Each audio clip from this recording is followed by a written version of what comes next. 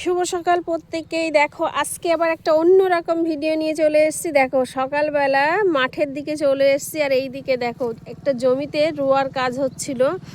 তো ওরা রুয়ে প্রায় কমপ্লিট হয়ে গেছে, এইদিকে রুচ্ছিল। তো আমার বেশ ভালো লাগছে। দেখো সূর্যি মামাটা জলের মধ্যে কত সুন্দর উঁকি মারছে।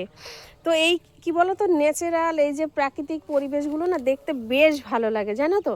তাই আজকে তোমাদের সঙ্গে একটু তুলে ধরার চেষ্টা করলাম যে দেখো এই জমিটা রুয়ে চলে গেছে, কত ভালো লাগছে। দেখো কি বলো তো, চোখের সামনে এগুলো দেখি তো বেশ ভালো লাগে, জানো তো। কারণ এই যে ধান রুচ্ছে কিছুদিনের মধ্যেই বড় হবে, আবার সেই ধান গাছগুলো থেকে ধান হবে।